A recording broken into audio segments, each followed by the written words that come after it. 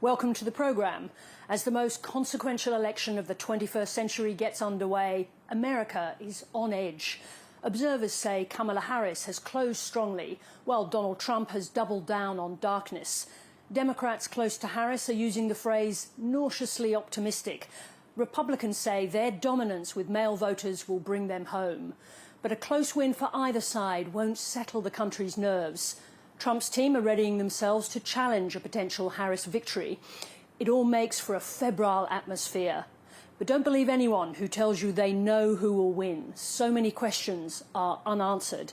Will motivated women get Harris over the line? Will immigration, cost of living and disaffection with incumbency do it for Trump? We hope to know the answers soon, but we may not. A close result could be contested for days or even weeks. We'll be here in Washington for the rest of this week. Coming up tonight, Isabella Higgins in Arizona on disinformation, and our chief political correspondent Laura Tingle will report from Canberra. But first, someone who's been reading and forecasting US elections for a couple of decades. Chris Steiwalt was part of the highly regarded Fox News decision desk, which famously called Arizona for Joe Biden in 2020, spoiling Donald Trump's narrative that he'd won it all on election night. The team went where the numbers took them and resisted all pressure to change the call. I spoke with Chris Steiwalt earlier. Chris Steiwalt, welcome to 7:30. Very good to be with you. According to all the polls, this race is extremely tight. At the same time, I see pollsters everywhere saying it could also lead to a decisive win for Trump or for Harris. How can both things be true? Well, you've got 7 states worth a lot of electoral votes that are very close together. They're all bunched up there in the middle of the pack. We don't have one election for president. We have 51 elections for president. We can lock in the first 20 Democratic states. We can lock in the first 20 Republican states. Now what about the rest? And they all exist in the same bandwidth of about the same partisanship, which is to say, they're just a little more Republican than the nation as a whole. And then they exist in an order from Nevada and Michigan, which are the most Democratic of the 7, down to Arizona and Georgia and North Carolina, which are the most Republican. Then in the middle of the middle of the middle are Pennsylvania and Wisconsin. If the polls say that these races are basically tied or 1 point one way or the other, if the polls have missed by 2 points, guess what? Those will all tip over in the same direction. So I hear Republicans saying they're confident because Donald Trump, they've got the numbers wrong on Donald Trump before. Are they right to assert that? Well, I mean, what are they supposed to say? That's what they get paid to say. And if they're right, they'll look like heroes to their people. And if they're wrong, their people will quickly forgive them and excuse them for their error, and it will never be brought up again. But I have to say, in this election, the polls have not been this close since 2012. So it's been a dozen years since we've seen a race that looked this close. So there are people who are likely voters who don't know who they're going to vote for. Even now? Well, so it's interesting. So if we take the first half of the electorate, so in 2020, about 2/3 of eligible Americans voted. So out of those folks, you can take 36 million Democrats, 33 million Republicans. You could bank them today. You could have 2 months ago said, all of these people are Republicans, all of these people are Democrats, and they're going to vote. Then we get into the next 18 or 19 million. Who are these people? Some of them are the people you described, genuinely undecided between Kamala Harris and Donald Trump, which to me is insane, right? If you're a lower propensity, lower information voter, and you want to vote because you feel a civic obligation and you think you ought to do it, and you say, but I don't know what I'm going to do. So those are the persuadable voters. And then there's the last slice. And the last slice is, I know who I won't vote for, but I'm not sure if I can vote for the other person, right? And now the last phase of the campaign is saying to these people, but what I need you to do is vote for me. And just briefly on that, so the expected big red wave in the midterms that didn't happen was because of turnout, was because of what you're talking about? So the midterm electorate is about 1/3 smaller than the quadrennial presidential electorate. And here's where the parties are really messing us up. So we're going through a party realignment. And the Republicans used to be the smaller party with more bounce for the ounce. The voters voted at a higher frequency because their coalition was what? It was older, it was more affluent, and it was better educated. What's happening now? Democrats have become, or are in the state of becoming, the party of the college educated, the party of the upwardly mobile, the party of the affluent, those folks. So the Whole Foods community are Democrats. So those two constituencies, Democrats used to be the working class party, and there's a problem that comes with that. You have more people, but it's harder to get them to go vote because there is a iron correlation between education and income and voter propensity. How likely are you to vote is highly correlated to age most of all, but after that, education and income. Rich, educated, older people vote a lot more than poor, undereducated young people. Our electorate is more female than male, about 53% female, and of course, white voters are still 70% or so of the electorate overall. So white women drive the bus when it comes to American elections. And while everybody's fighting over these small numbers of low propensity voters, the Harris campaign believes that if they can nudge the numbers with white women just 2 points, they'll turn the whole ship. So that takes us to the poll from Iowa that caused a great deal of squawking. Yes. But buried inside the Iowa poll numbers were what looked like a large number of older women. So is that Iowa poll an outlier, or is it telling us something? Well, we will know in a day. We'll get to know. I don't think that Donald Trump is going to lose Iowa. What I found interesting about that poll, other than just the women, was it showed 9 points undecided or other. What that looks like to me is a flinch at the end. So this is an election about, as I say, who can you stomach? Who can you bear, right? What Trump and the Republicans have to be concerned about is, so Harris couldn't quite get there, right? She had a good time reuniting Democrats, bringing them together.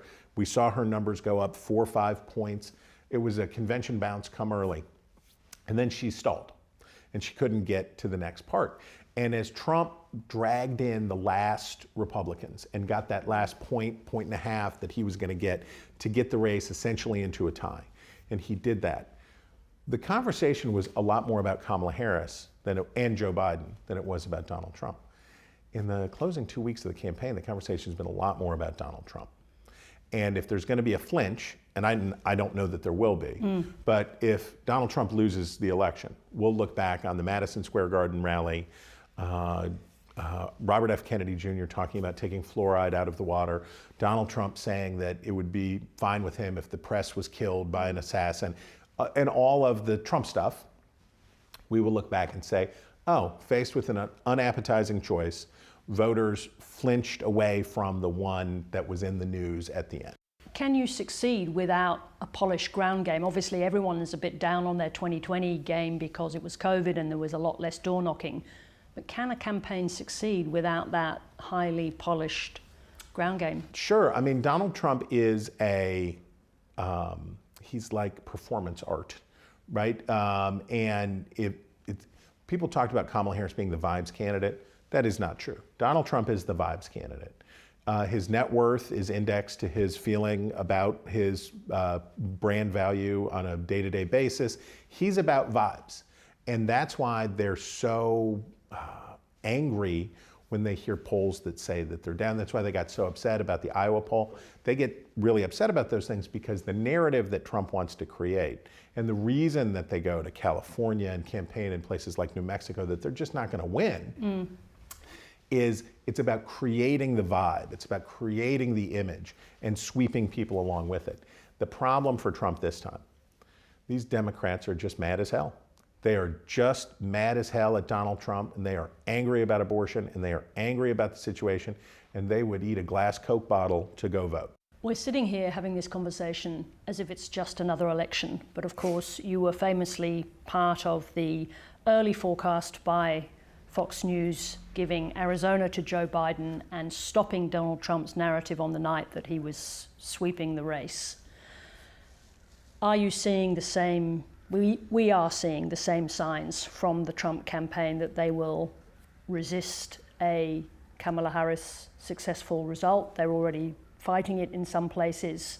How is it going to work out this time? What are you anticipating? Well, the human beings typically do not make the same mistakes twice. They make new and interesting mistakes. I don't know what mistakes people are going to make this time around, but we're not going to have another January 6th, right? But we could have violence on the state level.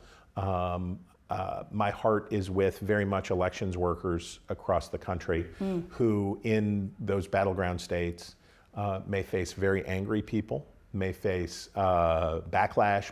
It's going to be tough. But here's the other thing.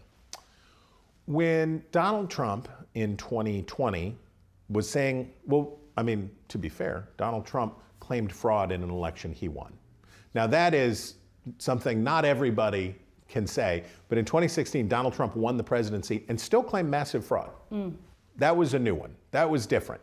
So in 2020, as the ramp up was coming in, Donald Trump was claiming fraud, claiming fraud, claiming fraud. Normal Republicans said, okay, well, let him talk, right? Just let him talk. It's easier than trying to contradict him. It took the riot of January 6th to get normal Republicans to say, oh my gosh, this has gone too far. Only for a little while. Well, see, here's the thing. People don't like to do hard things. They really don't like doing hard things. And Republicans, in the aftermath of January 6th, believed, well, we're done with this guy, so why should we further antagonize his voters by convicting him of something that he did in front of the whole country? He did live on television, and people saw the riot live on television. And we had a Congress, of all of the problems that the United States has politically, 8 out of 10 I can trace back to a Congress that won't do its job and won't exert itself against the executive branch. And in the hollowness of our Congress, when the executive sends a mob to smash in your windows and defecate in the House Speaker's wastebasket, when that happens, if you cannot summon the self-protective impulse to say, absolutely not, absolutely not. It has derelicted its work because they prefer to get reelected. How do you get reelected? You say, I'm with the boss. I'm with the boss. I'm on the team. I'm playing on the team. So yeah, I'll sign on to an amicus brief that says we're challenging Pennsylvania's results. Yeah, I'll do this, knowing that it was fake and that it would never work, and they could say to their primary voters, I did this. I tried. It just those meanies at the Supreme Court wouldn't let it happen. But where are they now? Well, that's what we're getting ready to find out. What we're getting ready to find out is, are the people who played along with Donald Trump in hopes that this would just all go away and that by now he'd be, be doing infomercials and out of politics or in prison or something else, will those people play along in the same way? If Donald Trump wins this election, it will be a time of extraordinary testing for his party as they try to manage him. On the other hand, if Donald Trump loses this election, it will be an immediate and defining test for the Republican Party. If they cannot summon the courage to do what they eventually did last time and certify the election results and say all these things, if they can't find the courage to do it again, not only have they sort of eliminated themselves as a credible party, but we're now playing with live ammunition. I think in 2020 and 2021, Americans did not take seriously the possibility that we could lose our republic, right? Did not think this was really a thing that could happen. I think what we have seen and learned since then, no one can pretend to be surprised that the stakes are very high. And I hope that because the stakes are very high, decent people of goodwill in both parties will say that the constitutional order has to be preserved. We will see. That's why they play the game. Chris Starwalt, thank you very much indeed. My pleasure. Now to Arizona, one of the critical swing states that could help determine the outcome of the election. Authorities are on high alert for what could happen after polls close. In 2020, tensions boiled over when pro-Trump protesters gathered outside an elections office, insisting Joe Biden's victory was illegitimate. Since then, disinformation has gripped the state. Isabella Higgins reports from Phoenix.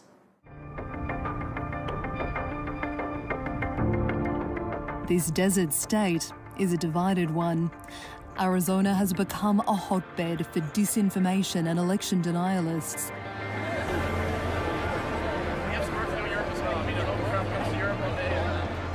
During one of Donald Trump's final campaign events here, his supporters are uneasy. There's a lot of people out there with a lot of artillery. Let me just say that, okay? And I'm one of them, and I have a lot of friends that do too, okay? We're ready to fight this time. Trump, baby. If they try to steal it from him, then I hope that all hell breaks loose. Once reliably Republican, Arizona turned blue in 2020, voting for Joe Biden with one of the smallest margins in the country, a little more than 10,000 votes. The result has been scrutinised and reviewed with no evidence of widespread voter fraud. But still, not everyone believes it. Arizona was red. Look at my hat. I'm still 2020. Oh, I don't think anything is on a knife edge. I think Trump's way out ahead everywhere. It's just whether or not the truth comes out. Maricopa County is home to about 2.6 million registered voters. Here, security is ramping up in preparation for Election Day. Hi, Isabella. So nice to meet you. Hi, Taylor. Nice to meet you. So this is the recorder's office and about as close as anyone from the public can get to the building. Right. So this is the Maricopa County Tabulation and Election Center. My office and the elections office are based out of here, and this is where every ballot in Maricopa County is going to come through. And as you can see, we have our permanent wrought iron fencing here. This is a new addition since 2020. Usually a public building, it's now under lockdown after a security breach from Trump supporters last election. This just used to be an open parking lot, and then there were protesters who arrived in 2020 that approached closer and closer, and some even breached our lobby. The Bidens are communist Chinese agents. The Bidens are communist. You're not going to let them steal this. We're not going to let them steal it, Georgia. Maricopa County's recorder's office has spent 4 years trying to counteract false claims of voter fraud and build trust. We are hoping for the best, preparing for the worst. So not only did we take warning from law enforcement, but we also really thought through what's going to make not only the people who work in elections feel safe and comfortable, what's going to make the public feel safe and comfortable when it comes to the process of counting your votes. Maricopa County Constable Darlene Martinez watched the events unfold here in 2020. They had signs, they were yelling, they had bullhorns. It was so scary here. And are there a lot of election deniers still here in Arizona? Oh, most definitely. I mean, we have one running for Senate. I'm also afraid for our country that if a certain person doesn't get elected, that our country may have a certain state of affairs that, you know, I mean, so much to the point that I want to go to Costco today and get a bunch of water and stock up because I'm afraid what might happen. What do you think could happen? That our country might be into civil unrest. She's taking me for a ride around downtown Phoenix. Oh yeah, let's do it. People are afraid that they're going to go to to vote and they won't be able to get a ballot, or the provisional ballots won't be available, or they're not going to accept their IDs, and it's just crazy. People are just scared right now. I even had a friend send me a video of something that they thought was going to happen if the election went one way, and it was just a scam video. The belief the election was stolen has become part of local politics in Arizona.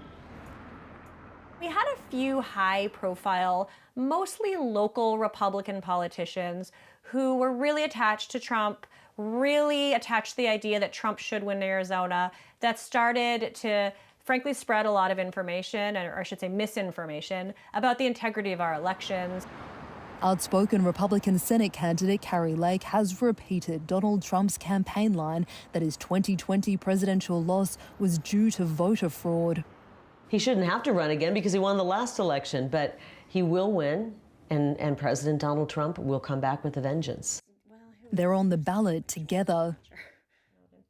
Okay, so here we go. You can see someone, this is not, this is a very obscure person on Twitter, was 300 followers, has posted, "I proudly voted for you and 45-47 today." 45-47 is Donald Trump, who's the 45th president and the 47th. "Praying the steal doesn't happen again." This is the kind of person who voted for her and believes that Trump had the election stolen from him.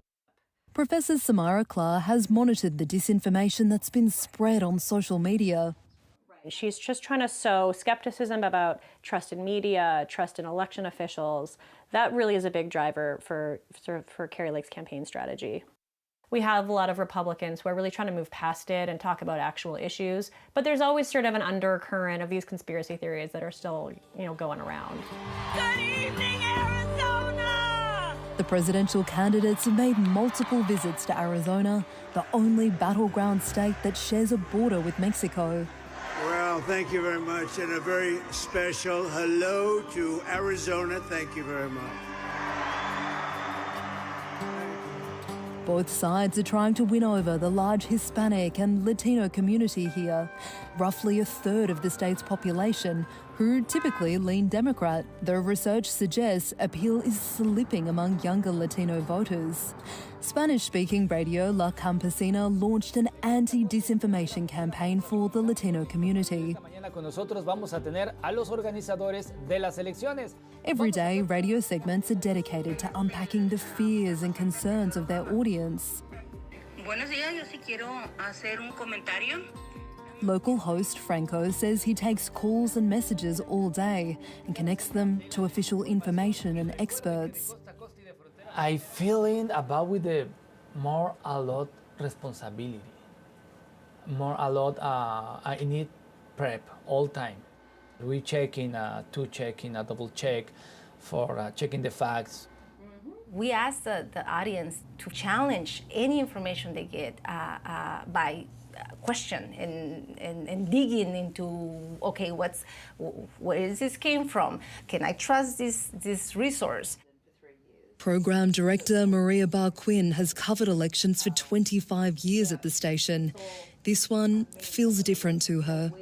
Arizona, Nevada, where we own stations, has been two battle states that you can see the need of being on the face of the Latino community, which I appreciate as a Latina, that they're investing in me, they're coming to talk to me.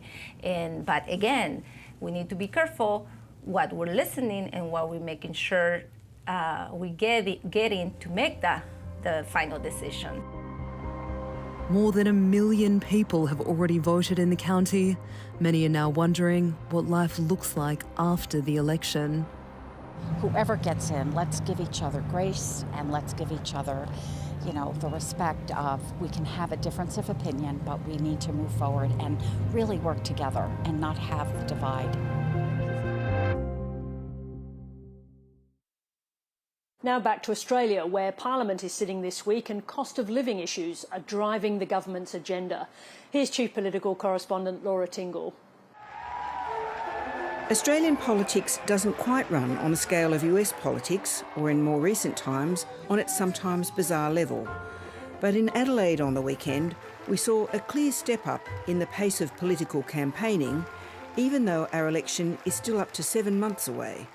When we look at the economy today, we can see new reasons for optimism and new proof that the worst is behind us. Together, we have faced a global storm and we've navigated it in the Australian way, the Labor way. And it's why we're so determined to win the election next year. All year, the Albanese government has struggled to find clear air to sell its message. Peter Dutton's coalition has been deadly effective at keeping the focus on issues like immigration. In recent weeks, it's been issues like the PM's decision to buy a $4.3 million house and questions about flight upgrades and too close relationships with airlines that have been robbing the government of oxygen. He was Transport Minister and he picked the phone up to the CEO of Qantas to get upgrades some of which it seems were declared and others not. Certainly on the face of reading the Gillard government Ministerial Code of Conduct, the Prime Minister has breached that by his own admission. It's largely been left to the independents on the crossbench to pursue this story, and calls for greater clarity about the Code of Conduct because both major parties have checkered records. Major airlines don't offer these things for no reason. They're not stupid. They think that there's something in it for them, and I think Australians have that concern as well.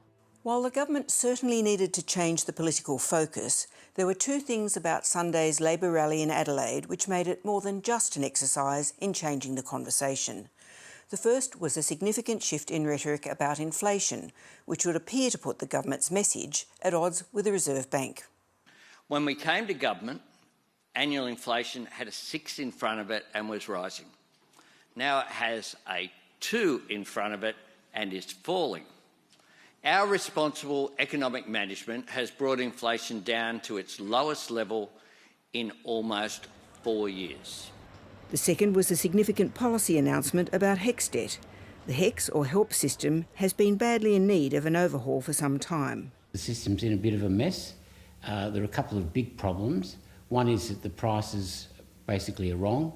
In 2020, the former government changed the prices by field of study quite radically. Humanities prices more than doubled. Some of the STEM prices fell. There was no good reason for this, and it was essentially inequitable. The other point is that the first income threshold of repayment, which is currently around $54,000 per year, is miles too low. The original first repayment income threshold was, in current dollars, about $85,000 a year. The government has announced a new body to review the relative prices of degrees, though just when those fees will change is not yet clear. And on Sunday it announced a lift in that income threshold for repayments to $67,000. But there was a further announcement on Sunday that was clearly designed to not just provide cost of living relief to young people, but lure their vote and challenge the Greens pitch to younger voters. A re-elected Labor government will take 20% off student debt for everyone who has one. It will be the first piece of legislation that we bring into the next Parliament. There is absolutely no reason to wait till July next year after the election to provide much needed student debt relief. Labor is in government. Labor can make this change right now. This isn't real reform. This doesn't change the student fees that somebody who starts uni next year pays. This is simply a cash splash from Anthony Albanese. The government's HECS move reinforces the centrality of the cost of living issue. The government is certainly now emphasising that the headline inflation rate has, quote, a 2 in front of it.